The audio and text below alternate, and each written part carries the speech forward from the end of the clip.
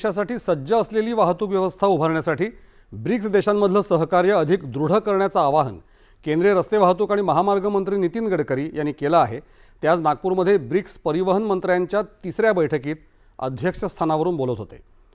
भारतानं जगातल्या दुसऱ्या क्रमांकाचं सर्वात मोठं रस्त्यांचं जाळं विकसित केलं असून प्रवेश नियंत्रित द्रुतगती मार्ग आणि बहुविध पर्याय असलेल्या कनेक्टिव्हिटीचा मोठ्या प्रमाणात विस्तार केल्याचं गडकरी म्हणाले। देशाच्या वाहतूक धोरणात सुरक्षा आणि पर्यावरण पूरकता या गोष्टी केंद्रस्थानी असल्याचं त्यांनी नमूद केलं।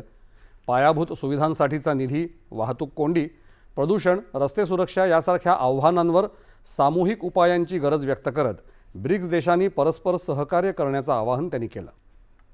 ब्रिक्स राष्ट्रांमध्ये सहकार्याला बळकटी देणं आणि भविष्याला अनुकूल वाहतुकीला प्रोत्साहन देण्याच्या उद्देशानं मांडलेल्या ठरावाला मान्यता देण्यात आली। ब्रिक्स राष्ट्रांच्या समूहामध्ये जगातल्या एकूण लोकसंख्येपैकी 40% लोकसंख्या आहे। त्यामुळे रस्ते, रेल्वे, जल आणि हवाई वाहतुकीमध्ये नाविन्यता आणि नवीन तंत्रज्ञानाचा अंगीकार करण्यासाठी ब्रिक्स राष्ट्रांमध्ये सहकार्य, समन्वय आणि संवाद अधिक बळकट करण्याच्या दिशेनं प्रयत्न सुरू आहेत।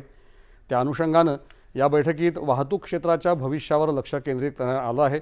पर्यायी इंधनांचा आणि जैव इंधनांना प्रोत्साहन देऊन शून्य कार्बन उत्सर्जन स्थिती प्राप्त करण्याचा उद्देश असल्याचंही गडकरी यावेळी म्हणाले। विशेष रूप से हमारी रोड सेक्टर, रेलवे, जलमार्ग और एविएशन एक क्षेत्र में कार्बन न्यूट्रल हम कैसे बने, अल्टरनेटिव और बायोफ्यूल का भी उपयोग कैसे करें और प्रदूषण से तो मुक्ति मिलेगी भी, और उसके साथ साथ जो नई नई टेक्नोलॉजी है, इनोवेशंस है, रिसर्च है, अलग अलग ब्रिक्स देशों में एक दूसरे में कैसे कोऑपरेशन करें, कोऑर्डिनेशन निर्माण करें, इसके बारे में एक रेजोल्यूशन पास हुआ है।